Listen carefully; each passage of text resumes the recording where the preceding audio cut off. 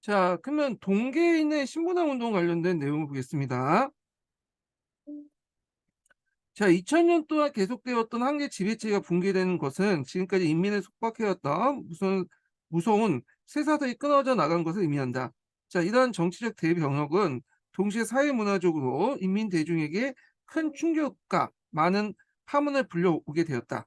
이 가운데 급격한 사회 변혁에 미처 대응하지 못한 보수파가 있는가 하면 중국의 정통과 문화를 철저히 개혁해야 한다는 혁신적인 신문화 운동주의자도 있었다. 네, 보수파의 대표적인 인물로 무술개혁을 주도했던 캉이를 꼽을 수 있는데 그는 일찍이 청조를 유지한 채 개혁을 내세웠으나 실패하자 이번엔 공자교, 그러니까 유교를 부존하고 이를 중국의 국교로 하자고 해서 유교 국교주의를 지칭했다. 그러니까 공자를 사상가로 보는 게 아니라 일종의 종교의 대상으로 보는 거죠. 자, 그가 제창한 공자교는 종래 유교가 가지고 있는 근대적 사상을 가미한 유교로서 여기에 공산주의, 무정부주의, 사회주의, 그밖의 모든 새로운 사상을 유교 속에 시킨 새로운 종교 운동이다. 이렇게 있고요. 자, 이런 이제 그 공교 운동에 대해서 앞에서 얘기한 것처럼 그 제자였던 이제 양치 차원은 상당히 반대를 했다고 했죠. 예, 이 공교 운동 관련된 내용이 예전에 시험 문제 나왔던 거고요. 자, 이에 대한 유교야말로 봉건주의 구시대의 도덕이라고 배척하고 캉이가 내세우는 공자 국교 운동을 철저히 배격한 이가 진독수, 그 다음에 진독수이다. 자, 진독수의 주장에 의하면 중국은 정치혁명에 의해서 황제 독재체제가 무너져 봉건주의가 타도되었다. 그러나 각 사회 방면에는 봉건적인 사상이 그대로 남아있었는데 그 뿌리가 유교라는 것이다. 자, 그래서 진독수는 상해에서 청년 잡지를 창간하였다. 자, 이 잡지는 군부의 전제 지배와 대종속의 강화로 좌절감에 빠져있던 청년 지식인들에게 새로운 반향을 제시하는 사상적 등불이 되었다. 자, 신청년은 유교에 속박받고 있던 고요한 그 정통 사상의 철저한 파괴와 서양을 모델로 한 신문화 창조를 고취하는 나침반이 되어 신문화 운동과 혁신사상 운동의 물체로서 발전해 나갔다. 1915년 중국 청년의 대부분이 과거제도 폐지 후 근대적 학교 교육을 받으면서 성장한 세대이다. 그들이 배운 유럽의 근대 사회와 중국의 현실과는 거리가 멀고 또 신해혁명 이후에 군벌에 의해 암울한 그 정치 상황은 그들로 하여금 신문화 운동에 적극 참여함으로써 새로운 지표를 찾게 되었다. 자, 오사운동 전 단계 문화혁명 운동 볼게요. 자, 신청년을 중심 논제는 유교 비판과 함께 호적이 제시한 문화혁명, 그 백화운동이었다. 어, 이때 이제 미국에 유학 중이었던 호적은 진독서에 편지를 보내요. 국어체 운동을 건의하니 문학혁명 운동이 여기에서 시작됐다. 자, 백화운동은 지금까지 사용했던 문어체 대신에 국어체 문체로 확립하자는 운동이었다. 자, 이 운동은 단순히 문장의 표현 형식에 대한 혁신뿐만 아니라 문화체를 바치고 있는 이제 정통의 정신 구조. 그러니까 형식이 내용을 좌우한다고 문화체를 계속 사용할 경우에는 정통적인 정신 구조 그대로 갈 수밖에 없겠죠. 그러니까 새로운 내용을 담으려면 새로운 틀이 필요할 거 아니에요?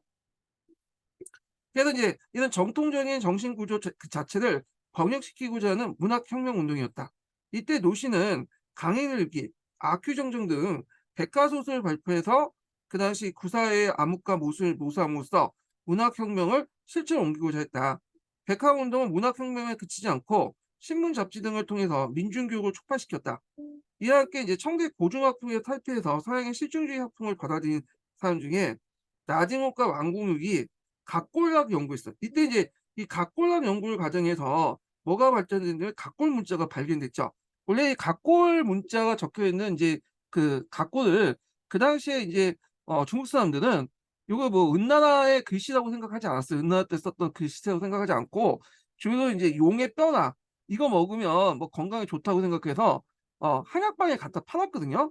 그래서 이걸 우연하게 이제 입수한 나진옥이 이걸 보고 나서 거기 보니까 글자가 적혀 있어. 그래서 그걸 연구하면서 아 이게 그 뭐냐면 은나 때 뭐냐면 문자다라는 걸 밝혀냈죠. 그래서 그걸 이제 뭐냐면 밝혀내면서 은나라가 실존하는 왕조였다는 걸 뭐냐면 증명을 했잖아요. 자, 하여튼 고일강의 고사본, 호적의 중국 철학사 대강 등 근대적 학술 저서가 이제 발표되면서 사망 오제를 비판한 의고파가 나타나 신성시대였던 중국 고대사 실체를 밝히고 유교의 허구성을 폭로했다. 이렇게 했죠. 그래서 이제 이때 이제 이 나징홍이나 왕고율 같은 이제 각골약 연구를 통해서 그 당시 이제 주나라가 실존하고 있다. 은나라와 주나라가 실존하고 있다고 이제 밝혀진 사람도 있는데 반해서 한쪽에는 의고파가 등장했어. 의고파. 의고파는 기존에 이제 주나라 이전까지 역사했죠. 서주 이전까지 역사는 다 거짓말이다. 그래서 이거는 다 뭐냐면 유학자들이 창작한 거다. 이렇게 이제 주장하면서 그런 이제 비판했던 사람이 의고파라고 해. 이 사람들 주나라 기록을 믿지 않죠. 자, 그래서 이렇게 은주를 믿는 사람들과 그다음에 주나라 은주를 부정하는 의고파 간의 대립이 있었다. 물론 이제 얘네들의 주장은 반유교주의 바탕으로 했기 때문에 유교에서 묘사한 게 주나라잖아요. 그러다 보니까 하운주고 그러니까 이걸 이제 입장에서 이제 비판했던 건데 실제로 맞진 않죠. 하여튼 의고파가 그날 반유교주 입장에서 그 당시 주나라 기록을 부정했다. 이렇게 좀 기억을 해주시면 될 것 같아요. 자, 그래서 많은 학생들이 미국, 일본, 그다음 유럽 등지에서 유학을 마치고 귀국하면서 서구의 이제 민주주의 사상과 과학기술을 도입했고, 특히 이제 미국의 존 두이의 실용주의 사상은 중국에 큰 사상 영향을 미쳤다. 미국의 학자가 도입된 계기가 되었다. 이렇게 있고요. 자, 그 다음에 이제 오사운동 진원지 북경대학을 볼게요. 자, 여기는 신문학 운동의 진원지기도 하고 오사운동의 진원지기라는 게 북경대학이에요. 예. 그래서 이제 내용을 보면 신청년의 주장은 사회 전체의 문화 혁신 운동까지 그 폭을 넓힌 것은 체험에 위한 북경대학 개혁이었다. 자, 북경대학은 청만의 관리 양성을 목적으로 출발했기 때문에 이 대학의 학생들은 관리가 출세하는 자격만 얻으면 된다는 기풍이 지배적이었다. 따라서 학생이나 교수는 학문 연구에 무관심이었다. 그러나 최원배가 이제 북경대학의 총장으로 취임하면서 이러한 기풍을 쇄신하기 위해서 새로운 인재를 교수로 초빙했다. 그게 이제 진독수나 호적 위에도 이대조, 이대조라고 있고 또 이대교라고 읽어요. 예. 노신, 그 다음에 이제 있고 주작이라고 하죠. 예. 이 사람이 이제 원래 본명인데 하여튼 노신하고 있고 노신들과 본래부터 재직하고 있던 전영동, 유방농 등 신청의 중심 인물이 북경대학에 모이게 되었다. 자, 이 대학은 이제 학생들이 학구열이 높아지면서 전국의 새로운 학문과 혁신 사상을 탐구하는 청년들이 몰려들어 북경대학은 신문학 운동의 요람이 되었고, 자, 이들 밑거름으로 이제 오사운동의 진원지가 되었다는요. 그때 이제 이 모태동을 장사해서 이제 학교에 마친 다음에 사범학교가 나왔어요. 하여튼 올라와서 대학교는 들어가지 않고 북경대학교 가서 이제 거기에서 사서를 활동을 했다고 해요. 사서. 북경대에서 사서를 했는데 그러다 보니까 책도 많이 읽었겠죠. 그 과정에 사회주의는 또 받아들이고 처음 이제 신문학 운동은 군벌 통치에 대한 불만에서 비정치적 색채를 가지고 출발했지만 중국의 정통 문화에 대한 비판이 가열되면서 반식민지 반봉건 운동으로 발전되면서 정치 사회적 근본적 개혁을 목표로 추진했다. 그래서 이제 오삼 운동에 영향을 줬다. 이렇게 이제 보시면 될 것 같고요. 자, 그러면 이제 오삼 운동 관련된 내용을 좀 볼게요. 자, 오삼 운동의 이제 배경을 이제 보게 되는데 일단 그 당시 이제 1차 세계대전 도중에 열강대 침투가 약화됐어요. 서양 열강대 침투가 약화됐는데 그 과정에서 민족 자본가들이 성장을 했지만 동시에 이제 일본이 중국을 들어왔죠. 그러니까 서양이 물려는 자리에 일본이 이제 중국 시장에 들어오기 시작하죠. 자, 그 다음에 이제 거기다가 이제 두 번째 이제 배경은 윌슨의 이제 14개조 내용 때문이죠. 그래서 이제 이때 뭐 민족 자결주의를 내세우면서 약소민족에게 이제 큰 영향을 줬다는 거. 그 다음에 이제 또 앞에서 말한 신문화 사상의 어떤 문화적 배경이 있죠. 신문화 운동의 어떤 사상적인 영향 이런 것들 등등 해가지고 오사운동의 배경이 됐는데 근데 이건 배경일 뿐이고 직접적인 원인은 뭐예요? 직접적인 원인 이건 배경이고 이거는 이제 베르샤의 조약에서 중국의 외교적인 패배죠. 그러니까 중국도 인제 뭐냐 참전을 했기 때문에 승전국이잖아요. 근데 승전국임에도 불구하고 일본에게 일본의 21개조 요구문이 서양 열강들의 뭐냐면 승인을 받게 돼요. 자, 그러니까 이거에 대한 분노가 인제 폭발돼서 결국에는 이 오사 운동으로 이제 나오게 되죠. 북경 대회를 시작해 갖고 전국적으로 확산된 운동이 오사 운동인데, 그래서 뭐 22개조 요구 철폐, 파리 강화 조약 거부, 7일 요구 제거, 이런 식으로 인제 하게 되고, 결국에는 이제 북경 정부에서 그걸 받아들이게 되죠. 친일파를 파면하고, 그래서 중국 정부가 21개조 요구를 거부하고, 그래서 이런데 이게 상당히 의미가 있는 게 뭐냐면, 이게 민중들의 요구가 처음으로 이제 받아들였다는 거야. 그래서 정책을 바뀌었다, 이런 데 의미겠죠. 기존에는 그런 게 없었죠. 예, 위에서 까라면 까는 거지 무슨 반발하고 그래.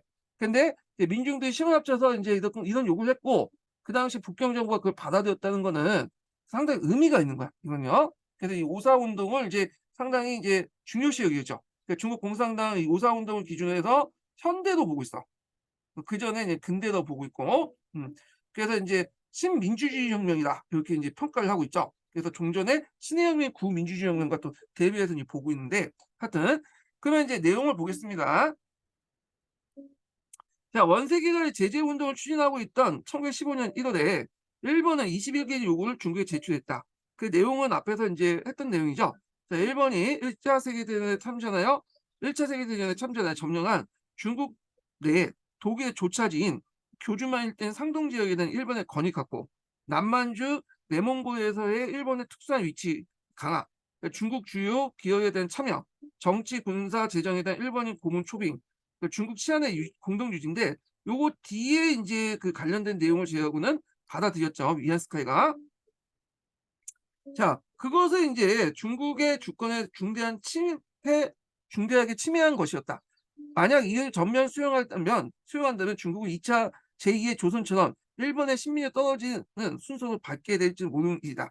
원세계는 일본의 최후 통첩에 굴복해 고문 초빙이나 치안 공동 유지 등 중국의 주권을 크게 침해한 부분에 대해서는 내용을 유보시킨 채 이를 수하겠다. 그러나 이듬해 이제 원세계 죽고 북경 정권을 단기석의 안희파 군벌이 장악하니까, 또 이제 이 안희파 정권이 이제 친일적인 정권이잖아요. 그래서 일본은 이제 단기석 정권을 지원하면서 중국에서 일본 세력을 확장하고자 했다. 자, 일본으로부터 거액의 차관을 받은 서원 차관이죠.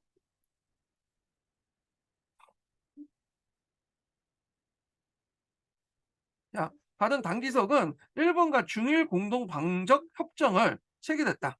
이 비밀 협정의 내용은 러시아 혁명 세력을 공동 방어하자는 것이나, 실제 일본군이 중국 내 자유로운 행동, 군사기지 설정 및 일본군에 대한 중국군의 예속을 초래한 것이었다. 자, 이 협정의 비밀 교섭을 알게 된 중국인 일본 유학생들은 귀국해 반대 운동을 벌였다. 자, 이 운동의 목적을 달성하지 못했지만 청년 학생들은 학생 구국회 같은 단체를 조직해 이들의 일부가 훗날 예국 운동의 핵심적인 역할을 맡게 되었다. 있죠. 학생 구국회. 이 구국회라는 명칭은 자주 등장하거든요.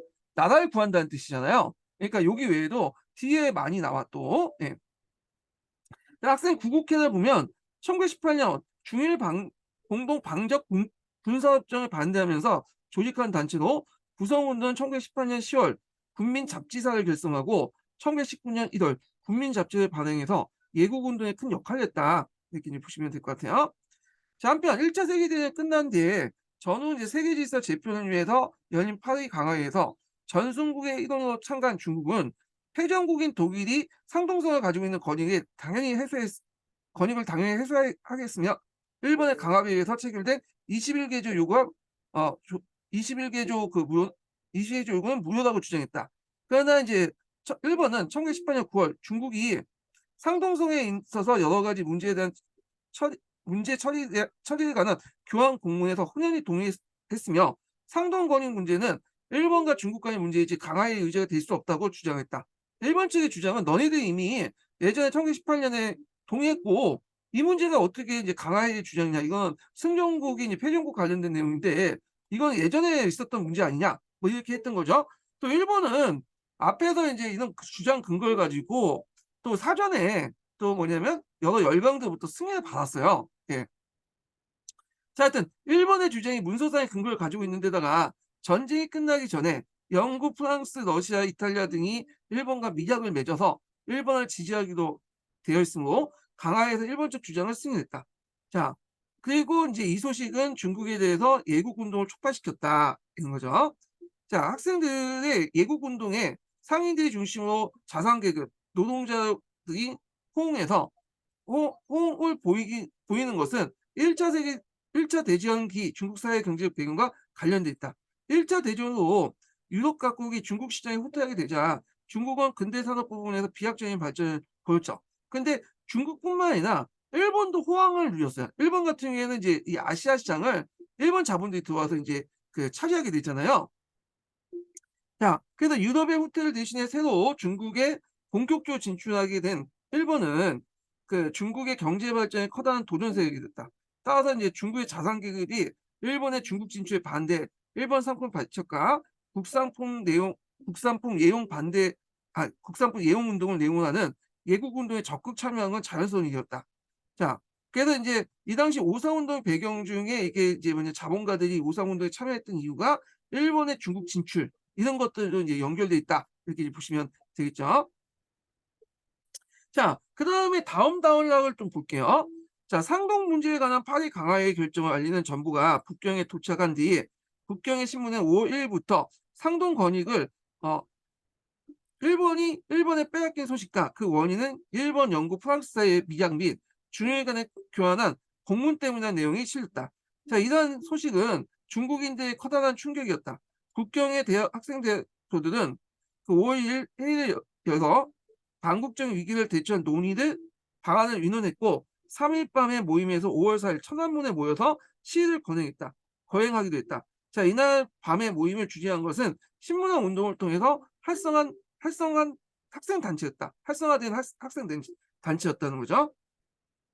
그러니까 4월 5일에 천안문에 모인 3,000명 정도의 학생들은 청원서를 전달하기 위해서 공사관 구역으로 갔으나 일요일이어서 제대로 전달할 수 없었다. 이렇죠. 이 천안문이 상당히 이제 예전부터 천안문 시위가 상당히 많았어요.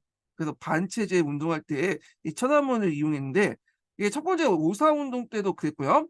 그 다음에 나중에 주율래가 죽을 때 1976년이죠. 그때 이제 제1차 천안문 사태가 일어났죠. 그리고 나서 또 이제 제2차 천안문 사태, 우리가 흔히 말하는 천안문 사태가 여기다 일어났고, 그래서 오사운동, 제1차 천안문 사태, 제2차 천안문 사태 이렇게 두 개가 일어났고요. 예, 오사운동, 천안문 사건, 제2차 천안문 사건. 중국에서는 그 신해혁명 오사운동에 대해서 상당히 높게 평가해요. 지금 중국 공산당. 그런데 그렇게 자세히 다루진 않아. 왜냐면 대중들이 모여가지고 이렇게 이제 으쌰으쌰 해가지고 정부를 굴복시킨 사건이잖아요. 이런 것들이 이제 있으니까 이제 이것도 이제 예전에 또 1차 천안문 사건도 있고 2차 천안문 사건도 있다 보니까 또 이게 되풀이 될 수가 있거든. 그러니까 이제 중국 정부에서는 신해혁명을 상당히 역사적으로 평가를 받고 있지만 교과서나 그런 데에서는 상당히 자세히 다루지 않고 간략하게만 다루고 있어요. 예. 자, 이게 좀 그런데 자, 하여튼 이렇게 있고 대표들이 청원서를 이제 접수시키려 애쓰는 동안 밖에서 기다리고 있던 학생들이 흥분해서 친일파 대표적 관리로 알려졌던 조유림의 집에 몰려들어 방하고 장종상을 구타했다. 정부는 학생들의 대장으로 체포했다. 자, 5일 이후 체포 학생들의 석방을 요구하며 수업 거부가 이루어졌고 여론은 학생들을 지지했는데 이때 이제 3파 투쟁이 일어나요.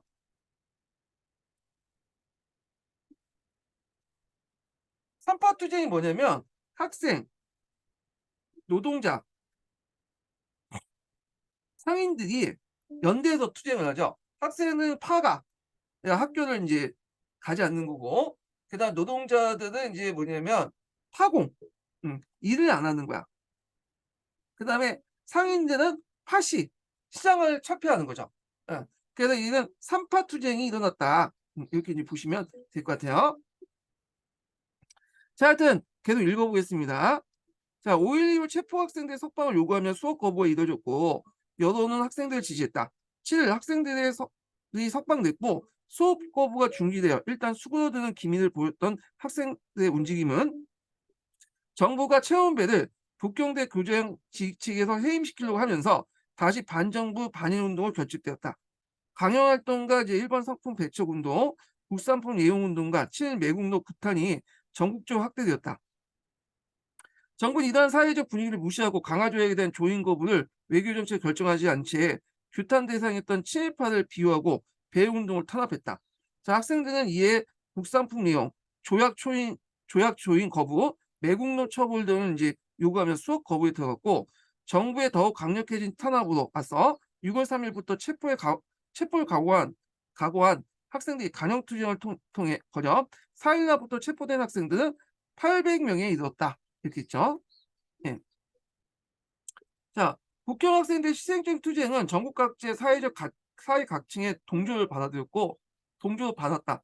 그래서 문제의 진앙 지은 상동에서 물론이고 상해, 천진 등의 대도시와 남은 운난섬부터 북으로는 흑룡강서까지 이르기까지 전국의 각계각층이 매국노 규탄과 배일 운동을 벌였다. 특히 상해에서는 학생들의 수업 거부, 파가, 상인들의 그러니까 파시, 그 다음에 노동자의 파공이 연합해 삼파 투쟁이 벌어졌다. 이렇게 있는데, 자, 이게 각 지역마다의 오사운동 상황들은 어디에 자세히 있냐면, 어, 강자중국사에 있어요. 강자중국사에. 예, 그걸 읽어보시면 그 관련된 내용이 자세히 적혀 있거든요.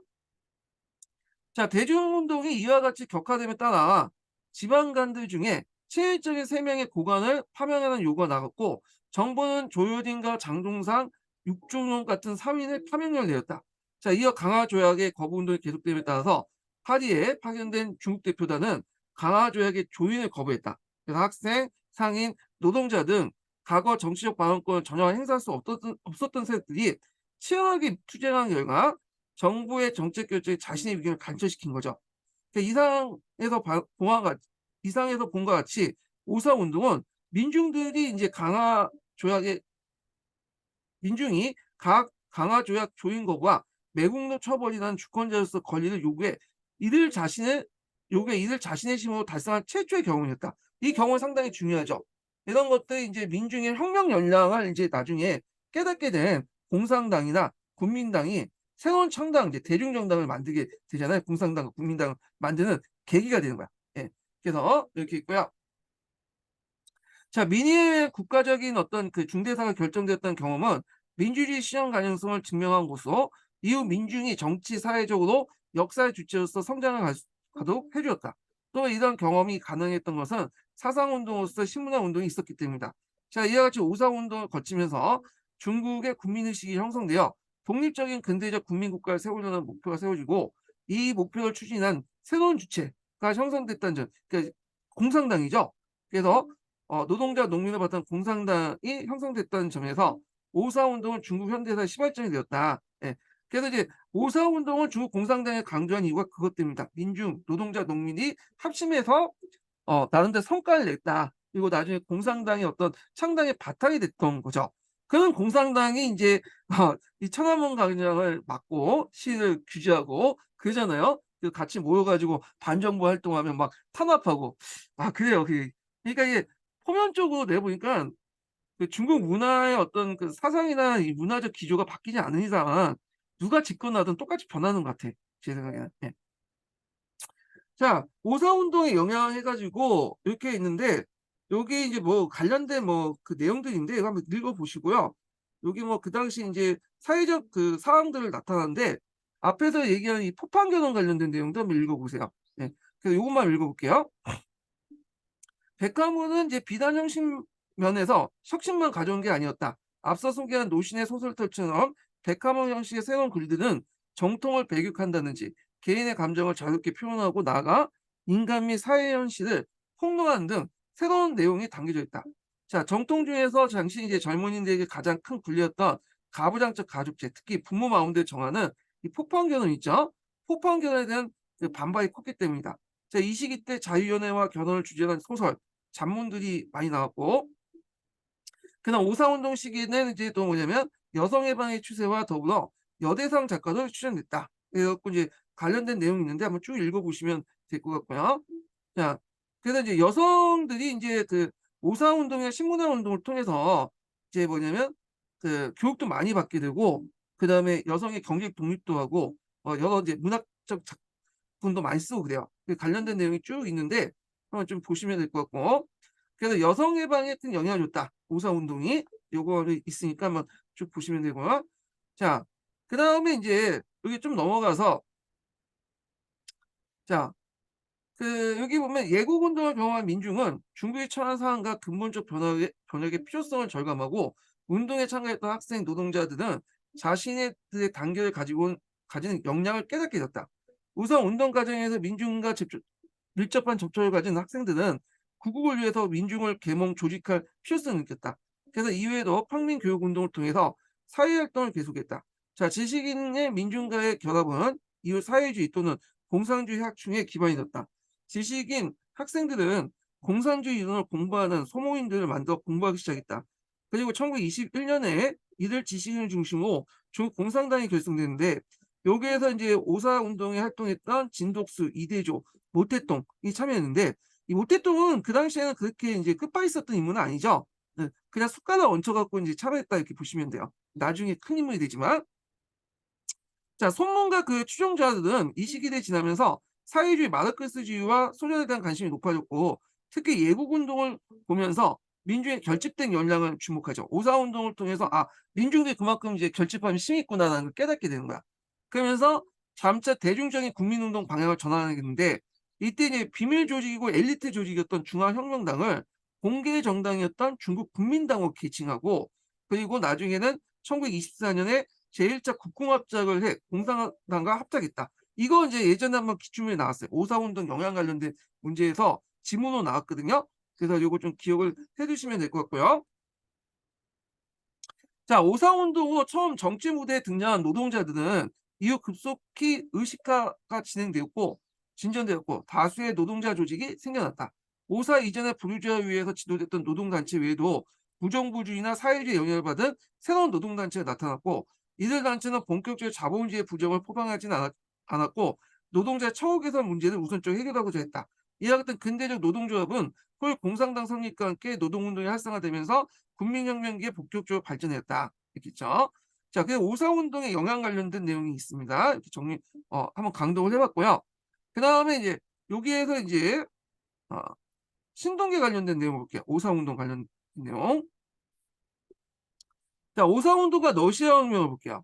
자, 1917년 러시아 혁명은 세계 최초의 공산주의 정권을 탄생시켜 전 세계에 커다란 충격과 영향을 줬다. 자, 중국의 지식계층들은 러시아 혁명을 민감하게 받아들이고 러시아 혁명과 사회주의 노선을 수용했다. 그래서 이제 이 사회주의 노선을 수용한 배경이 나오죠. 1918년 이대조는 북경대학을 중심으로 마르크스 학술 연구회를 조직하고 이듬해 신청년을 마르크스주의 특집으로 꾸며서 중국에서 공산주의 운동의 첫걸음을 열었는데 이는 1921년 7월 중국 공산당의 창립에 영향을 줬다.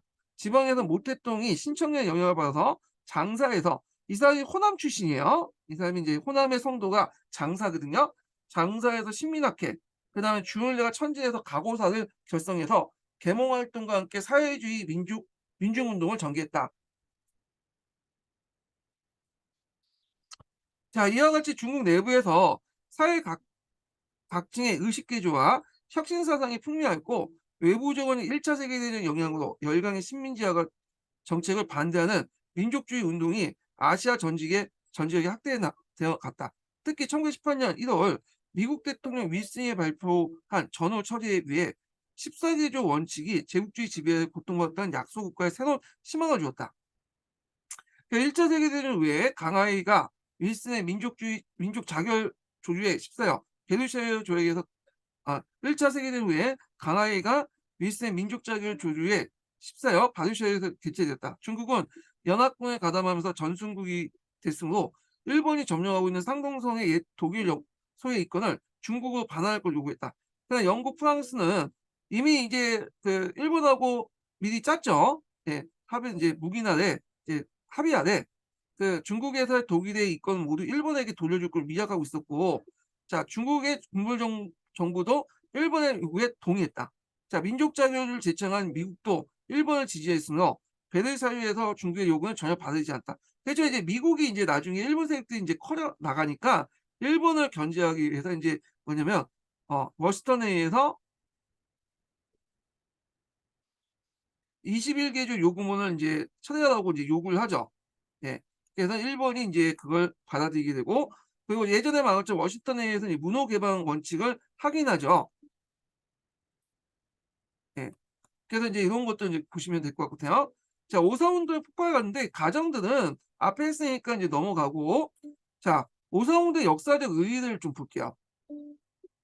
자, 역사적 의의는 크게 이제 네 가지 측면을 볼 수 있는데, 일단 민중의 정치적 성장을 줄 수 있죠. 민중들이 최초로 이제 뭐냐 자기가 요구한 것을 어 그 정부가 받아들였잖아요. 그래서 자기가 결집되면 그만큼 힘이 강하다는 걸 알게 된 거야. 역량을 스스로 깨닫게 되는 거죠.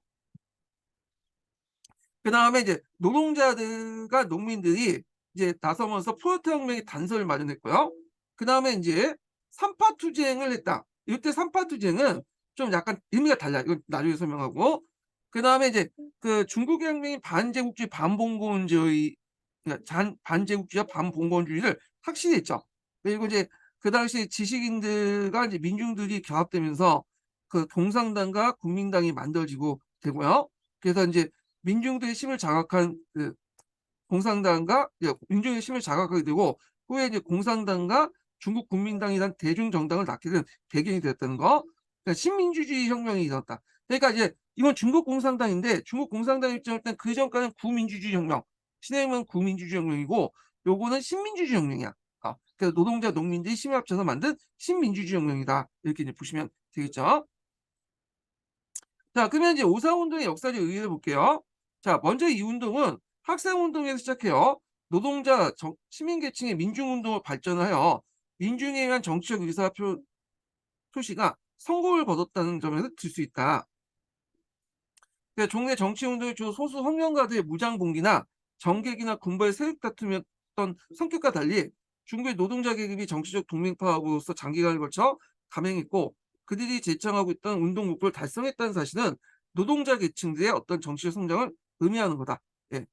그다음에 다음의 중요한 역사적 의미는 노동자 계층에 의해서 프롤레타리아 혁명의 단서가 열었다. 그래서 이제 중국의 지식인 계층은 이미 마르크스주의에 접근하기 시작했고, 오사운동을 거쳐 더욱 진전되었다. 이제 오사운동의 지도적 인사 가운데 중국 공산당을 창립한 인물이 나타나게 되었다. 따라서 오사운동은 자본가 계급에 의한 부유주의 민주주의 혁명부터 무산계급에 의한 프롤레타리아 민주주의 혁명. 이건 이제 그 중국 공산당은 이걸 구민주주의 혁명이라고 하고, 그다음에 요 뒤에 얘기를 신민주주의 혁명이라고 해요.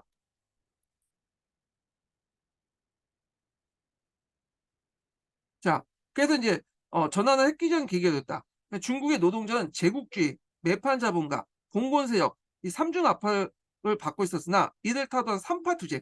그래서 삼파라는 건 앞에 파시, 파공 그거하고 다른 거예요. 그래서 여기는 제국주의, 매판 자본가, 공권 세력을 타도하는 이 삼파 투쟁을 벌였고, 자, 오사운동을 계기로 해서 반제국주의, 반봉건주의라는 중국 혁명의 목표가 명확해졌다. 그러니까 오사운동 초기에는 21개조 파기, 시위 관련 파변이라고 하는 극히 부분적 요구를 시작했는데, 그런 투쟁을 거치는 과정에서 중국 민중을 억압하는 근본이 일본 침략을 허용한 제국주의적 외국 세력, 그리고 그에 밀착되어 있는 군벌적인 어떤 봉건 지배 구조를 차츰 깨닫게 된 거야. 그래서 원래는 일본을 위해서 이제 반일본적인 투쟁을 했다가 반제국주의, 반봉건주의로 확대된 거죠. 예. 그래서 이제 이렇게 있고, 자, 이에 전국 각계 연합회의에서 내세우는 국고농업, 민치촉진 등은 민족의 독립과 민주주의 확립을 갈망하는 민중운동의 기반이 되었고, 그 다음에 이것이 바로 오상운동에 쟁취한 민중의 일치된 승리라고 평가할 수 있다. 자, 중국 근대사에 있어서 이제 오상운동 이후 신민주주의 혁명 시대로 설정하고, 이때부터 이제 뭐냐면 중국에서는 현대라고 보죠. 예. 그래서 그 이전 신해혁명을 구민주주의 혁명 시대로 구분하고 있는 이유는 혁명 주체 세력의 변화에 역사적 중요성을 놓고 있기 때문이다. 그래서 신민주주의 혁명에서는 노동자, 농민, 학생들, 대중 일반이고, 얘는 엘리트 계층들이 하는 거죠. 부유주의 계층들. 예. 그래서 이제 이런 것들 차이가 있다. 이렇게 보시면 될 것 같아요.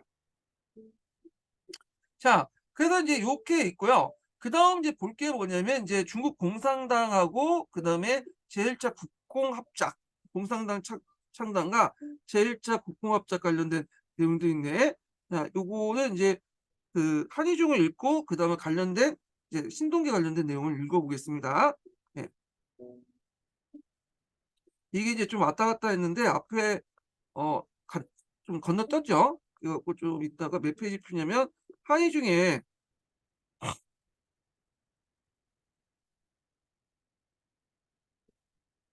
어디야 이게 몇 페이지야? 갑자기 반장 전쟁이 나오네. 예. 아 이게 몇 페이지다. 아 여기네요. 제1차 국궁합작. 그래서 인제 이게 몇 페이지야 365 페이지 좀 볼게요. 근데 이게 도중에 중국 국민당 공산당 관련된 내용이 없거든요. 그 공산당 초창기 때 내용이 여기에 설명을 좀 안 돼 있어. 그래 갖고 요거는 동계 좀 있으니까 동계부터 읽고 그다음에 뭐 1차 국궁합장 들어갈 때 같이 들어가 보겠습니다. 네. 자 동계 694 페이지 펴 보세요. 자 사회주의 사상의 유행을 볼게요. 그래서 인제 중국 공산당 관련된 내용인데 중국 공산당이 1921 년에 이제 창단이 돼 갖고 지금까지 인제 일당 독재를 하고 있죠. 예. 중국 인민은 오사운동을 통해서 중국의 독립과 발전을 정의하는 것이 국내 군벌과 제국주의 열강의 사실을 보다 명확히 했다. 그래서 앞에서 말한 것처럼 이 반봉건과 반제국주의 혁명 노선을 명확히 했죠. 이건 이제 중국 공산당이 계승했다. 뭐 이런 식으로 설명하고 있잖아요. 자, 이데아 일본은 물론이고 민주주의 국가인 영국, 미국, 프랑스도 제국주의 침략의 타도의 대상으로 간주했다. 그러니까 예전에는 이렇게 좋게 봤는데 얘네들이 인제 자기 편을 든 게 아니라 일본 편을 든 거잖아. 그러다 보니까 인제 상대적으로 인제 자기 편을 들 것 같은 소련에게 호의적인 것들 느낄 수밖에 없겠죠. 호의를 느낄 수밖에 없고 그러면 자연스럽게 인제 소련이 내세울 게 사회주의니까 사회주의를 받아들이는 또 배경이 되잖아요. 한편 사상적 오상운동 이외에 지식인, 청년, 학생들의 관심이 새로운 중국을 어떤 모델로 건설하고 그 방법을 어디에서 구할 것인가에 집중되고 있었다. 자, 이에 대해서 각계 지식인들의 의견을 일치하지 못하였다. 다만 일치되는 요소는 민족주의를 바탕으로 반제 반봉건 운동을 전개하기 위해서는 사회주의 사상보다 진보주의 이상적인 걸 받아들였다. 사회주의 사상을 보다 진보주의 이상적으로 받아들였다. 따라서 자유민주주의와 자본주의 체제는 무조건 멸망이 점차 수거되었고 1차 세계대전 참화로 서구의 강한 문명에 대한 회의가 생기게 되었다. 자, 이런 사상적 조류 속에 급속히 전파됐던 것이 마르크스주의와 러시아혁명의 영향을 받은 공산주의에 대한 동경이라 하겠다. 자, 이와 같은 사상적 전환기에 마르크스주의 사상을 체계를 정립한 이가 이대조다. 이대조인데 그는 서민의 승리, 볼세비주의 승리, 이거 이제 볼세비주의 승리에 관련된 내용의 기출 예문에 한번 나왔어요. 발표하여 세계혁명의 새로운 방향을 인민의 주체적 역할을 찾았고 신청년 특집으로해서 마르크스주의를 부각시켜 그 이론을 소개했다. 또한 신조 창간호에서도 러시아의 시온혁명이야말로 20세기 때 새로운 역사의 새로운 조류라고 평하면서 인민, 근로자가 군벌 자본가를 물리치고 사회혁명을 일으켜야 된다고 주장했다. 특히 오상운동을 전후하여 각종 사회주의 사조가 풍리하면서 북경대학에서 이제 사회주의 연구회가 성립되었고 유사한 연구 모임이 각 곳에서 나타나겠다. 즉 모태똥은 장사에서 신청년 영향을 받아 신민학회, 조율내가 천재 가고사 같은 걸 결성해서 민중운동을 이제 전개했다는 거. 예. 자, 중국 공산당의 창립을 볼게요. 자, 중국 내부에서 사회주의 사상이 퍼져나갈 때 외부로부터 사회주의 사조 확산에 결정적 자극을 준 것은 러시아의 중국에 대한 정책 변화다. 이게 이제 1919년 친오대에 그 공포했던 소련 외상이 공포했던 카란 선언이죠. 그래서 이제 카란 선언의 주요 내용을 보냐면 과거 제정 러시아가 중국 빼앗은 이권을 무조건 중국에 반환하고 불평등 그 조약을 파기한다는 거야. 이런 것들이 중소국교의 수입 요구를 여론을 학살하는데 이 카완성 관련된 내용이 예전에 한번 1차 국공합장 그 배경 관련돼서 한번 시험문에 나왔거든요. 05년 문제에 나왔어. 그 내용을 이제 보면요. 이 사람이 두 번에 걸쳐서 이제 한 걸로 알고 있는데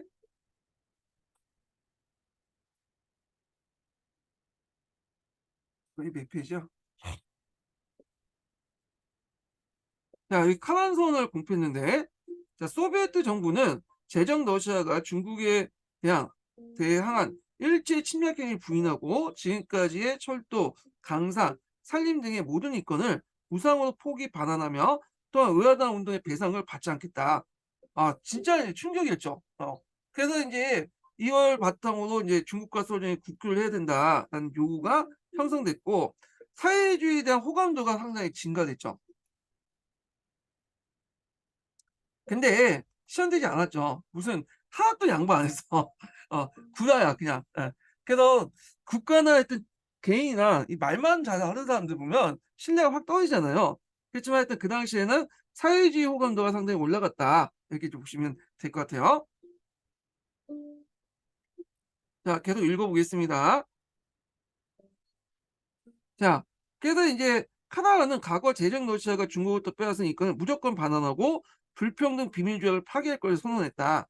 그래서 카나안선이 중국에 전해지자 베르사유 회의에서 윌슨의 민족 자유주의 한물 느끼고 있던 민중들은 열광적인 항명을 보냈고 중소 국교 수립을 요구하기에 이뤘다. 됐죠? 자, 코멘테너는 이 코멘테너는 그 당시에 이제 그 제3차 인터내셔널로 거의 소련의 앞잡이였죠. 그래서 코멘테너는 보이티스킨을 그 중국에 파견해요. 1920년 9월 상해 프랑스 조기에서 중국 공산당 발기인 대회를 이제 개최를 해요. 그래서 이때 이제 뭐 진독수를 이제 중심으로 해갖고 했는데 그때 이제 장국도 뭐 이대조 동필무 한 13명이 참여했다고 그래요. 자, 그래서 앞서 이제 오상운동 북경대학에 출범했던 진독수는 이게 발기인 대회고 여기에서 이제 정식 창립 때는 1921년이에요. 예. 진독수는 상해도와 1922년 7월 호남의 모택동과 함께 중국 공산당을 결성하기 위해서 여기에도 마치 뭐 모택동이 중요 역할을 한 것처럼 이렇게 돼 있는데 그 당시 호남 그 모택동은 일개 당원에 불과했어요. 예. 주요 역할은 진독수나 뭐 이런 사람들이 주를 한 거예요. 이대조나. 자, 모택동과 함께 중국 공산당을 결성하기 위해서 프랑스 쪽에서 중국의 마르크스주의를 자를 구합했다. 그래서 코메트는 원조를 얻어서 북경, 상해, 강주, 무안, 장사 지역 등에서 일본 유학생을 대표한 이대조, 장국도, 모택동, 뭐 주덕, 동필무 13명이 모여서 상해에 모여서 코민테너 극동 담당 대표인 마린이 참석한 가운데 역사상 중국 공산당 창립대회에 그쳤다. 이게 1921년이야. 1921년. 그래서 이제 앞에서 말하는 마징이니 보이티스킨이 다 이제 코민테름에서 내려온 사람들인데 그 코민테름에 의해서 중국 공산당이 만들어졌다 이렇게 보시면 돼요. 그래서 그런지 몰라도 이제 초창기 때는 중국 공산당의 힘이 약할 때는 코민테름 지시에 따라서 이제 왔다 갔다 했어요. 그때. 자, 그래서 이제 창립 대 도중에 경찰 탐정에 누설되어 최종 회의는 절강성 가흥에 있던 남호회 대회에서 개최됐다. 여기에서 이제 그 진독수는 중국 공산당 서기장으로 선출되었다. 자, 이후 중국 공산당은 프레타 독재의 시현을 공산당 기본 노선으로 정하고 노동자의 조직화, 노동운동의 전국화를 통해서 중국 사회주의 혁명 노선을 개척하여 나갔다. 모택동, 주독 등은 도시의 공업 노동자를 공상하기 이전에 농촌에 소비에트 구를 설치한 다음에 차츰 그 범위를 확대하여 도시를 포위하는 작전을 취했다. 이게 이제 소련하고 이제 좀 다른 거죠. 보통 이제 소련의 영향을 받은 뭐 진독수라든지 소련의 유학을 다녀왔던 뭐 악령이라든지 그런 사람들은 도시를 기준으로 해갖고 이제 뭐냐 농촌을 장악한다는 목적인데 모택동 입장은 달랐던 거죠. 모택동은 해외 유학을 갔던 사람이 아니에요. 그냥 순수 이제 공산주의자, 토박이 공산주의자 보시면 돼요. 모택동이 볼 때 이 사람 역사를 좋아했거든. 중국 역사를 보니까 농민 반란이 일어났다. 그러니까 여기에는 농민들이 혁명적인 어떤 그 정신이 많기 때문에 농민들을 이용해야 된다. 농민들이 또 전체 인구의 90%잖아요. 거꾸로 이제 농촌 지역에 그 소비에트를 만든 다음에 그걸 기반으로 해서 도시를 포위해야 되는 거예요. 농촌에 도시를 포위하는 그런 정책을 했죠. 그래서 처음에는 모택동 얘기가 잘 안 통했어요. 왜냐하면 모택동이 당내 기반이 그렇게 강하지 못했거든요. 근데 이제 모택동이 소비에트를 통해서 이제 나름대로 실력을 자꾸 쌓아가면서 이제 모택동이 이제 목소리가 커지기 시작하죠. 결국엔 모택동 노선이 이제 중국 공산당 노선이 돼버린 거야. 예. 물론 그 과정에서 이제 모택동을 반대하는 당내 여세대의 어떤 갈등도 있었어요. 이건 나중에 좀 얘기하고요. 자, 그 1931년 11월 강서성 남부에 세력 기반을 구축한 중국 공산당은 강서성 서금에서 그 제1차 중화소비에트 1차 전국대회를 이제 개최했다. 그래서 각 그 소비에트가 연합해갖고 이제 개최한 거죠. 600명 이상의 참석 가운데 정부주석에는 모택동, 부주석엔 장국도가 선출됐다. 근데 주의할 건 뭐냐면 이건 중화소비에트예요. 그러니까 소비에트 그 전국 그 대표대회에서 모택동이 선출됐다는 거지 모택동이 당권을 장악한 건 아니에요. 당권은 또 다른 거죠. 다른 문제. 공산당 서기장 이렇게 갖고 있고 그래서 이제 이런 것들은 이제 구분해서 보셔야 돼요. 그래서 보통 인제 중국에서는 국가를 당이 지배를 하잖아요. 그러니까 당에서 당 그 서기장이 되는 게 중요한 거지 요런 중화소비에트라는 이제 그 인민공화국에서 그 정부 주석은 좀 당 서기보다는 좀 낮았던 거야. 그러니까 아직까지는 이때 당시까지만 해도 모택동이 인제 주도권을 장악하지 못했어요. 이게 나중에 이제 중의회를 통해서 인제 주도권을 장악하게 되는데 나중에 좀 얘기할게요. 자, 그 이데아리안 정부에 흩어져 있던 농촌혁명 근거지인 중화소비에트 공화국 중앙정권이 그죠. 정부에 흩어져 있던 농촌혁명 근거지가 이렇게 가가 들어가요. 자, 근거지가 이제 중화소비에트 공화국 중앙정권으로 통합되었다. 그게 이제 맞죠? 네. 자, 그러나 국민당 정은 끊임없는 포위와 공격을 시작했다. 그래서 총 그 당시 5번에 걸쳐서 인제 뭐냐면 유이진을 인제 서금을 포위했잖아요. 예. 이거는 나중에 좀 얘기할게요. 자, 국민당의 개조와 이제 국공합작을 이제 보겠습니다. 자, 조국 국민당의 탄생과 발전 보죠. 자, 북경정부는 1916년 이래 일본의 지원을 받고 있는 당기석가 이끄는 당기석 지원을 받고 있는 당기석이 이끄는 당기석까지 당기석가 이끄는 당기석이 이끄는 이자가 쓰기 이거 조사가 틀린 것 같은데. 자, 당기석이 이끄는 안이파 군부에 의해서 장악되고 있었다. 그러나 당기석 정권은 일본에 대한 추종 외교와 강동 정부에 대한 무력 정책으로 여론의 지탄을 받아 고립 상태가 되었다. 자, 이에 대해 미국과 영국을 배경으로 하고 있는 조군 등 그 당시 지게파 군벌들은 1920년대 초에 봉총파 장자린과 연합해서 반안이파 동맹을 결성하고 남북합평, 여기 남북합평이라는 것은 뭐예요 이거? 손문하고 인제 그 당시 북방에 있는 이제 북경 정부하고 인제 같이 잘 사이좋게 지내자 이런 거죠.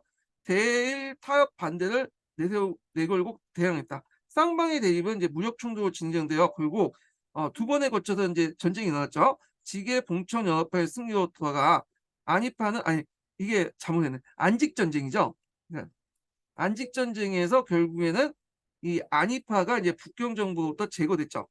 그때 이제 지게파인 군웅국 내각이 이제 성립됐고 그러다가 다시 지기의 봉천파가 이제 대립을 하게 되는데 그 과정에서 이제 앞에서 얘기한 것처럼 1차 집봉전쟁하고 그다음에 2차 집봉전쟁이 일어났죠. 요거는 이제 앞에 얘기했으니까 이제 건너뛰고요. 자, 1921년 손문은 제2차 강동정부가 수립하여 북경의 군벌 정부에 이제 대응하였다. 그는 러시아 혁명에 큰 감명을 받았고 5.4 운동을 통하여 민중의 거대한 힘을 인식하게 되었다. 그래서 이제 1919년 손문은 동경에서 결성한 중화혁명당을 중국 국민당 명칭으로 바꾸고 민중을 기반한 대중적인 정당을 발전시켜 나갔다. 그러나 1922년 강동 군벌 진원명에 반란으로 손문은 상해에 피신하였으나 공산당원했던 이대조, 진덕순 등의 협력을 얻어 국민당 개혁을 본격적으로 추진하게 되었다. 그래서 이제 이걸 국민당 개진이라고 하는데 이건 좀 나중에 얘기할게요. 1923년 손문은 세 번째 강동을 도와 대원수를 설치하고 국민혁명을 추진하는 거점을 마련했다. 3차 강동궁 정부죠. 이때 러시아 정부는 정치고문 보유디, 군사가 공군이었던 갈레를 파견해서 이를 원조했고요. 그때 이제 뭐 한국군관학교나 이런 것들 만들었죠. 그리고 1923년에 소비에트 대표 요표와 함께 연소 용궁의 공동선언을 발표하게 되었다. 이렇게 있는데 어, 내용을 이제 좀 보면 이렇게 이제 좀 볼게요. 손요패 선언은 이게 좀 잘못된 게 이게 왜 잘못됐냐면 강동궁 정부가 이제 1923년 아이고 제가 알기로 23년 2월 달에 이제 했거든요. 이게 왜 그래 이것도. 근데 이 손요패 선언은 1923년 1월이에요. 그러니까 이게 그 앞에 있었던 거야. 강동구 정부 그 성립 이전에. 그래 갖고 인제 있었던 건데 그래서 이제 요게 상해에서 인제 했던 거거든요, 상해에서. 2차 이제 진여명한테 쫓겨난 다음에 인제 했던 건데 이게 이제 시기가 좀 약간 전후 관계가 바뀐 것 같아요. 이게 먼저고 그다음에 강동구 정부가 이게 두 번째요. 그래서 요게 앞으로 가야 되는데 이게 설명이 좀 잘못됐어. 예. 그래서 이제 이렇게 좀 보시면 될 것 같고. 자, 그래서 여기에서 이제 볼 게 뭐냐면 이제 예전에 시험 문제 나왔던 손요패 선언을 이제 좀 볼게요. 그래서 제가 정리한 걸 좀 보고 이제 또 읽어 보겠습니다. 자, 제가 이제 그 손문의 강동구 정부 관련된 내용이 정리를 좀 해 놨고, 예. 자, 상해 활동 볼게요. 상해에서 인제 그 상해는 이제 5 개에서 활동한 거예요. 앞에서 인제 강동구 정부가 인제 쫓겨난 후에 이제 쿠데타로 이제 파탄됐잖아요. 그 상해에서 인제 들어와서 인제 당세를 확장하는 과정에서 국민당 그 개진 선언도 하고 손요패 선언도 하고 그렇게 했거든요. 그리고 나서 3차 강동구 정부 넘어가요. 그 상해에서 활동했던 그 시기에요. 자, 상해에서 이제 손요패 선언을 하게 되는데, 소련이 중국 통일과 독립을 달성을 약속을 했죠, 손문에게. 손문도 원래 소련을 별로 그렇게 믿지는 못했지만 힘이 없다 보니까 또 이제 소련하고 손을 잡게 된 거야. 이 사람이 좀 유연성이 있어, 이런 측면에서 볼 때. 자, 유두리 있게 이제 손을 잡았는데, 그래서 강등의 근거리를 말해서 국공합작의 기반을 마련했다. 이 손요패 선언의 의미죠. 자, 그래서 이거 기출 사료니까 한번 읽어 볼게요. 이거 예전에 시험 문제 나왔어요. 자, 손문 선생은 중국의 공산주의나 소비에트 체제가 적응하여 성공을 거둘 만한 상황이 존재하지 않았기 때문에 중국에서 공산주의나 소비에트 체제를 실시하는 불가능한 일이라고 주장했다. 요페 선언이 코미테를 파견했던 사람이죠. 요페 선생은 이런 의견에 전적으로 동의하며 나아가서 중국의 가장 중요하고 시급한 문제는 민족 통일 완수와 완전한 민족 독립 달성이라고 생각했다. 그러니까 요페가 이제 겉으로는 손문의 의견에 동조를 했죠. 어, 그래서 이제 하여튼 이렇게 돼 있고, 이러한 위대한 가업을 관련해 요페 선생은 손문 선생에게 러시아 인민이 중국의 따뜻한 연민의 정을 보내어 기꺼이 지원할 걸 보냈다. 그래서 이게 중요한 거야. 그래서 손문은 사회주의를 믿지는 못했지만 그 지원을 얻기 위해서는 이제 커미트는가 손을 잡았다. 그래서 이제 그때 이제 공산당원이 개인 자격의 입당을 허용하게 돼요. 이때 중국 공산당은 상당히 소수의 무리만 있는 엘리트 정당이었어요. 그래서 여기 와서 이제 일종의 국민당에 들어와서 기생을 하게 된 거죠. 예. 그러니까 우리가 이제 제1차 국공합작 때부터 공산당원이 개인 자격 입당한 게 아니라 이미 송요패 선언 이후 달성 송요패 선언 이후부터 했다는 거야. 그래서 1차 국공합작 이전부터 했다. 이렇게 좀 보시면 될 것 같아요. 그리고 이제 상해에서 이제 또 했던 게 뭐냐면 국민당 개진 작업이에요. 자, 앞에 나왔지만 개조가 있고, 그러니까 1차 국공합작을 개조라고 하죠. 국민당 개조. 여기 개진도 있었거든요, 그전에. 개조는 뭐냐면 개조는 아예 큰 틀에서 바뀌는 거야. 아예 인제 국민의 소비에트 방식을 받아들여서 당 조직을 혁신화시키는 거죠. 이게 이제 국민당 개조고요. 개진이란 것은 국민당에서 좀 부분적으로 개선하는 거야. 이게 개진이야. 어 그래서 인제 국민당 개진 작업이 있고, 그다음에 그 뒤에 국민당 개조가 있어요. 예. 그 구분해서 보시면 돼요. 그래서 1차 국공합작이 국민당 개조고요. 개진은 이제 그전에 있었다. 예, 상해에서 했던 거고, 그 배경을 보면 진열명의 정본으로 사기에 쫓겨난 손문은 소련의 지원을 예상하고 손요패선을 하고 국민당 당세 확장 작업을 추진했다. 이렇게 이제 보시면 돼요. 그 내용을 보면 공산당원의 참여, 이게 좀 약간 표가 여기 이제 개진 선언이 있는데 개진 이게 손요패 선언이 있고 있는데 이게 배경이 될 수가 없는데, 잠깐만, 제가 잘못 적어 놓은 것 같은데. 예. 그래서 이제 진원명은 이게 배경이 아니라 요 과정 속에서 인제 했던 걸로 가는 과정. 개진 작업이 인제 어 개진 산업이 1922 년에 있었고, 본격적으로 인제 이게 22 년이죠. 예. 그래 갖고 인제 있고, 그 과정에서 인제 손요패 선언을 했다. 이렇게 보시면 돼요. 예. 내용을 보면 코민테른의 인제 지시를 받고 그 당시 공산당이 인제 그 국민당에 들어가게 되거든요. 예. 개진하는 작업에서.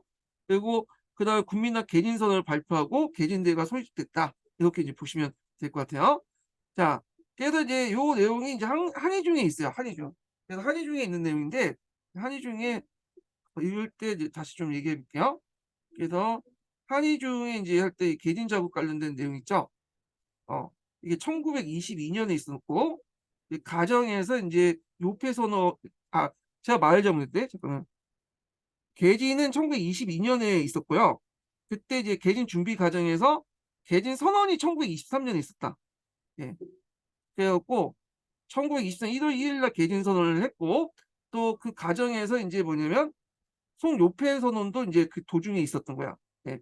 그래 갖고 이게 좀 약간 있는데 정리해서 다시 하면 전후 관계를 보면 일단 제가 국민당 개진 선언은 국민당 개진 자체는 1922 년에 있었고 선언이 인제 있던 건 1923년 1월 1 일이에요. 예. 이게 요쪽은 인제 있고요. 그리고 나서 이제 송요패 선언이 그 과정에 있었던 거죠. 좀 며칠 뒤에. 예. 그래서 국민당 개진 그다음에 국민당 개진 선언을 이제 공식으로 했고 그다음에 이 송요패 선언을 했고 그다음에 제3 차 강동궁 정부.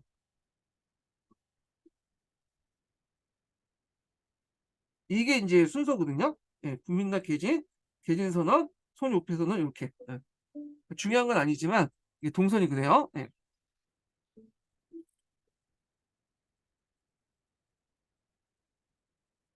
자 그러면 인제 요 관련된 내용 한번 읽어 보겠습니다. 예. 1차 국공합작 관련된 내용 볼게요. 자 요거 하기 전에 세 번째 인증번호 알려드릴게요. 세 번째 인증번호는 어 27 번입니다. 세 번째 인증번호는 27 번이에요.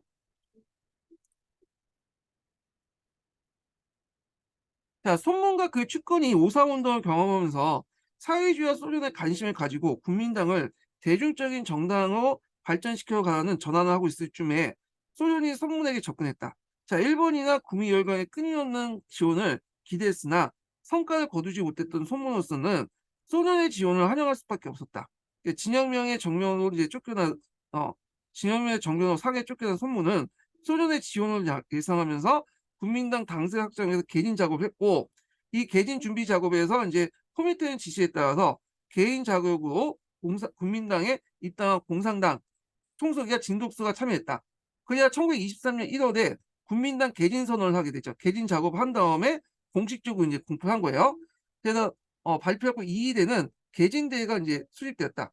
개진 선언에서는 교육과 선거제도, 기본권 보장과 사회 경제의 균등한 발전에 관한 문제가 들어있었고 균등한 발전을 위해서는 토지 소유의 한도를 정하고 토지를 국가가 수매하여 주요 산업을 국유화하고 노동자 보호법을 제정하여 농촌을 개량해 지주, 소작인 간의 평등을 도모하고 남녀 평등을 위해 노력한다는 방침을 세웠다.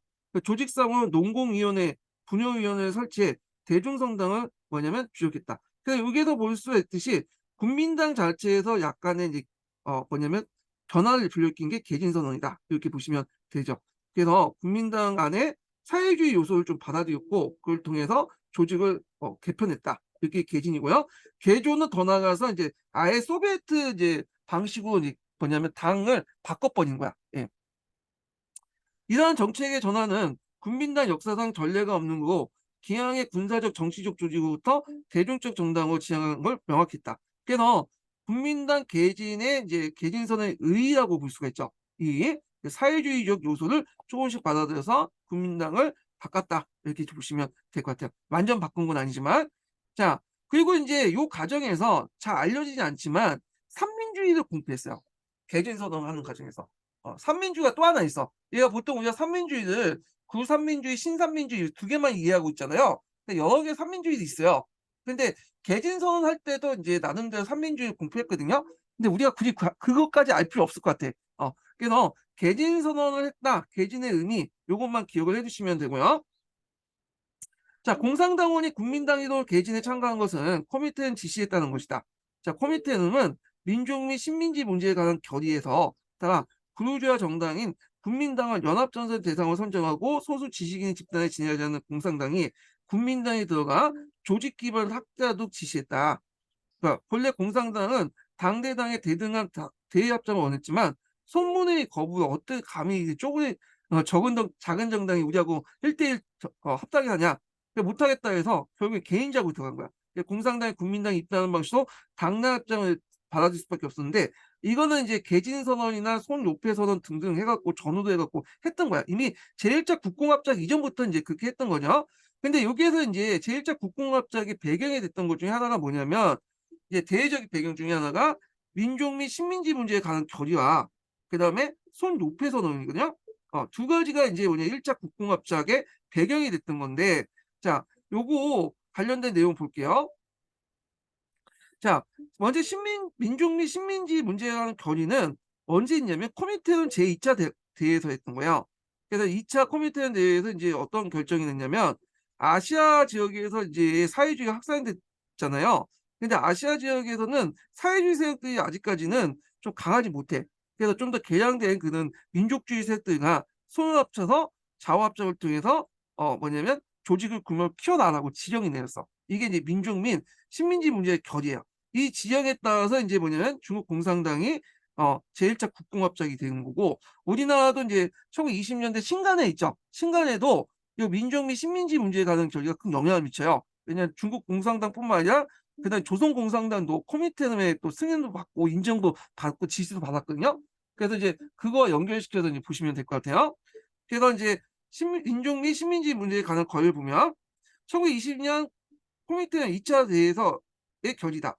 프롤레타리아 계급의 세력이 미약한 동안에는 일시로 부르주아의 민주주의 세력과 제외해서 제국주의를 배제하고 그동안 실력을 배양함으로써 부르주아 민주주의 세력이 프롤레타리아 공격을 올 때 그 코민테른 및 그 나라 공산당의 적에 그동안 실력을 배양해서 부르주아 민주주의 세력이 프롤레타리아를 공격해 올 때 코민테른 및 그 나라의 공산당이 이에 저항한다는 겁니다.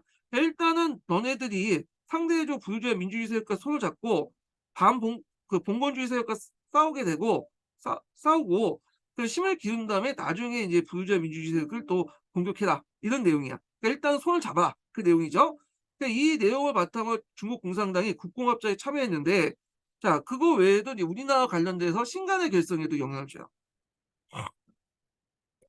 자, 그 다음에 송요패 선언을 볼게요. 이거 예전에 기출에 나왔던 거죠. 자, 1923년 1월 소련 대표 요패가 상해에 이제 그 손문을 찾아서 회담을 갖고 발표한 공동선언으로 중국의 통일과 독립에 대한 소련의 원조를 약속했다.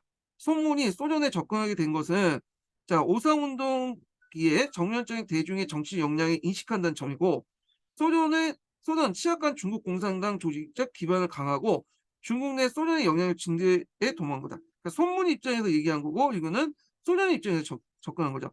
근데 여기에서 이제 또 하나는 손문이 이제 돈이 없잖아. 돈이나 이런 것이 없으니까 그 소련의 어떤 지원을 받기도 한 거야. 군사적 지원이나 하여튼 재정적 지원을 이런 것도 이제 손문이 중국 공산당과 손을 잡았다. 근데 손문이 그는 공산주의잖아. 그건 아니죠. 손문은 반공주의자 이 사람은 철저하게 공산주의 안 좋아해. 그렇지만 힘이 없다 보니까 지금 그 당시에 중국 그 소련하고 손을 잡았다 이렇게 이해를 해주시면 될 것 같아요. 자, 이 선언 이후에 국민당 국공합작을 위한 체제 정비를 본격화됐다. 그래서 앞에서는 개진이지만 요때는 이제 완전히 뭐냐 개조죠.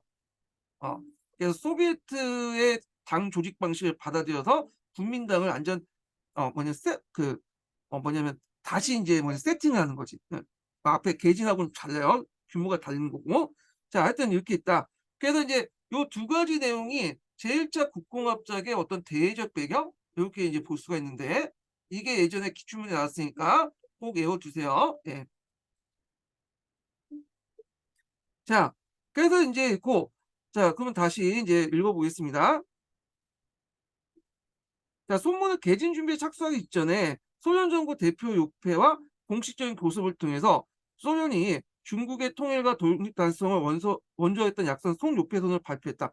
근데 이거는 좀 말이 안 되는 게 뭐냐면 지금 1월 달에 와갖고 1월 1일, 1월 1일이나 2월 3일, 그러니까 1월 그 송요패선의 시기가 1월 며칠이거든요. 1월 초순이가 중순이거든요. 시기적으로 볼 때 개진선언이 1월 1일에 일어나고 여기는 그 후에 만났는데 이게 같은 달이지만 9회 만났거든요.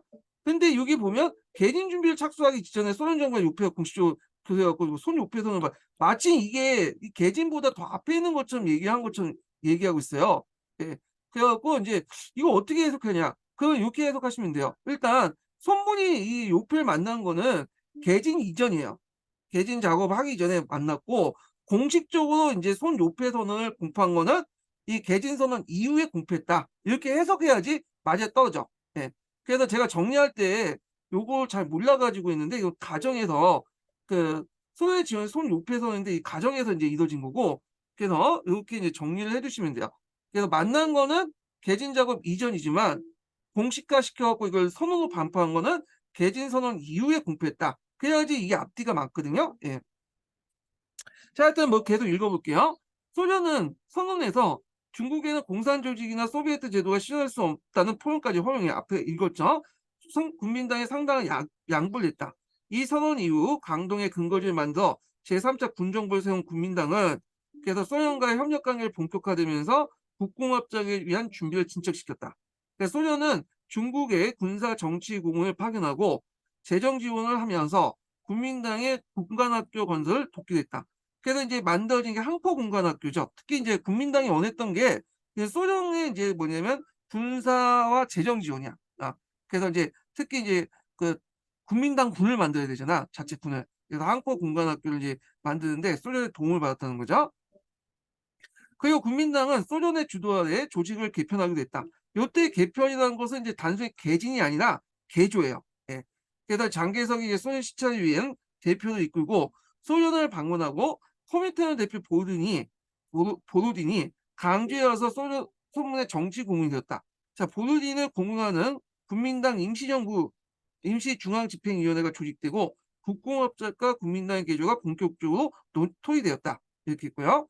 자, 이러한 이제 준비 끝에 1924년 1월 20일부터 30일까지 국민당 1차 전국대표 대회가 있었는데 여기에서 이제 국민당이 이제 뭐냐면 개조가 이러죠. 그러니까 제1차 국공합작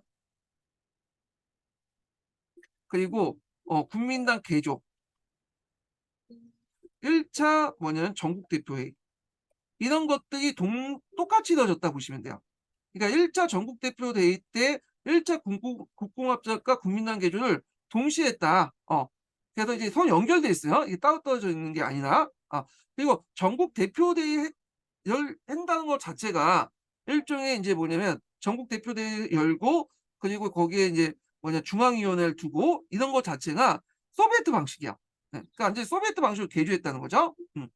그래서 여기에서 당의 주의, 정강을 밝히는 대의선언과 당의 구성을 규정한 총강을 이제 공포되고 새로운 집행은 중앙집행위원회. 이미 이제 중앙집행위원회 말 자체가 이제 소비에트 방식이라고 볼 수 있어요. 그래서 지금도 있지만 중국 공산당이나 국민당이나 이렇게 뭐 11기 뭐 3중 전에 이렇게 하잖아요. 그러니까 11차 전체대회에서 뽑힌 11차 전체대회에서 뽑힌 3 중앙위원회에서 열었던 세 번째 회의란 뜻이야. 이 11기 3중 전에는 마찬가지 이렇게 이런 표시를 쓰는 거는 대개는 소비에트 방식이야. 먼저 전체 대회를 열고 거기에서 이제 뭐냐 상무위원은 그러니까 거기에서 이제 중앙위원을 뽑고 중앙집행위원회를 구성한 다음에 거기에서 상무위원을 뽑아서 이제 이 지도부를 형성하고 이게 다 이제 그 소비에트 방식이거든요. 예. 서원주의 국민당은 새로운 삼민주의를 내용을 발표했는데 이걸 이제 신삼민주의라고 하죠. 신삼민주의는 제가 이제 앞 시간에 좀 얘기했어요. 예. 그래서 요컨대 이제 민족주의에선 반제국주의의 목표를 이제 명확히 하고요. 그 다음에 민권주의, 민생주의에서는 노동자, 농민 등 평민의 권리와 생활 보장을 방침을 밝혔다. 권리와 생활 보장의 방침을 밝혔다. 그 당의 조직은 민중 집중제의 원칙이 있다. 자, 이 민중의 집중제도 민중제 소비에트 방식이야. 그래서 이제 당 조직을 보면 아래로부터 의견을 다 수립해서 이 지도부에서 딱 결정해서 앞으로 내려가면 당의 명령이 되는 거죠. 당의 명령에 절대 복종해 주는 거야. 그래서 아래 이제 하향식으로 이제 사람들이 이제 상향식이죠. 상향식으로 이제 이렇게 의견을 수립한 다음에 일단 결정돼서 지도부에 딱 결정이 내리면 지도부의 명령은 당의 명령이기 때문에 무조건 순종해야 돼. 무조건 받아들이고. 이게 민중 집중제의 원칙이고 소비에트 방식이다. 이렇게 보시면 돼요. 자, 그래서 이제 입각계, 중앙, 성, 형, 구분부 각 단계를 조직하고 사회 조직을 지도하는 등 단을 두기도 했다.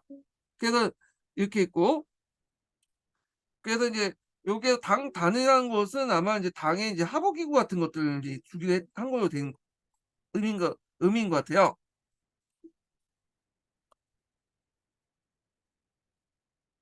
자, 그 다음에 이제, 그래서 조직하고 사회조직을 조직하게 당의 단체를 두기도 했다. 그러니까 하부 단체 요런 게 의미겠죠.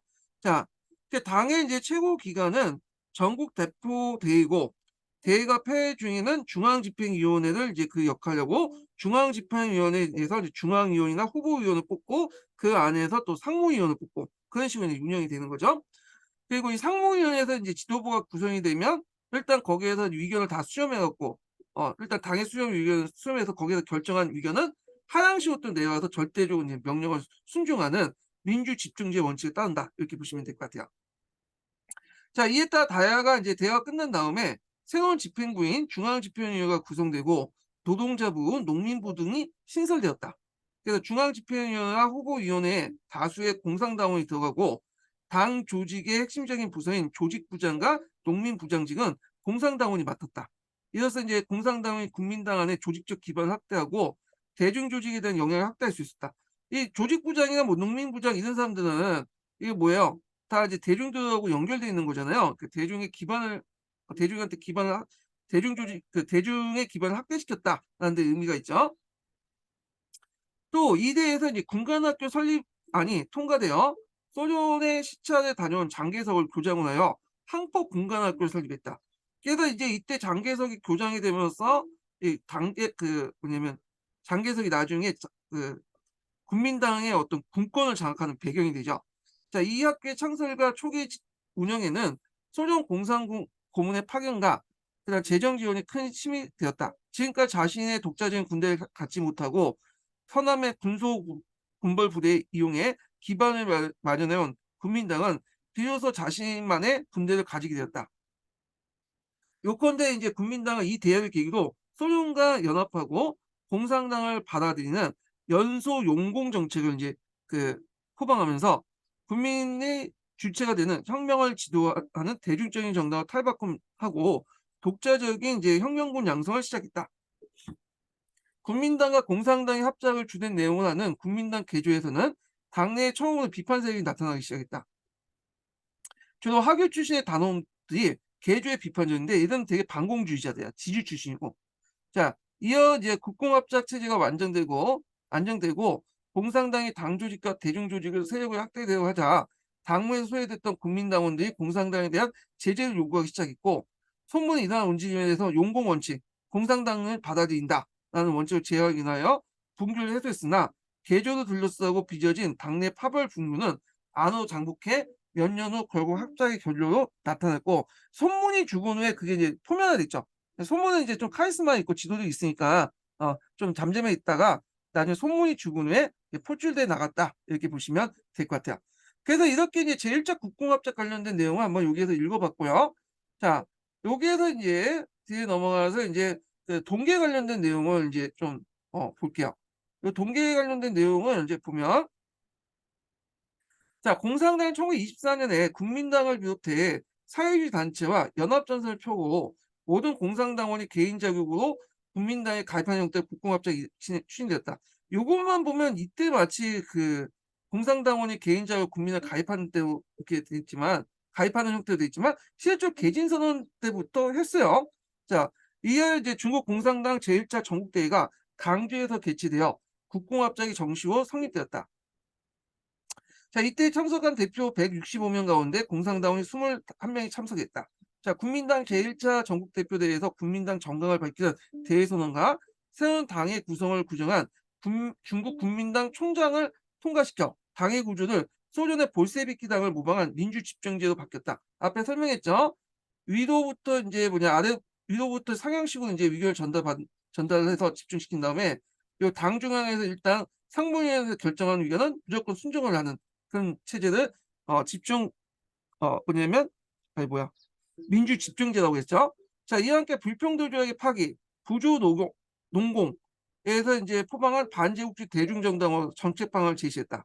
그러니까 이어 이제 당 집행부에서는 중앙집행위원회를 구성하고 여기에서 공산당을 참여시켜 국민당과 공산당 합작이 이루어졌다. 이 대해서 채택한 이른바 그 강령 이른바 신삼민주의다.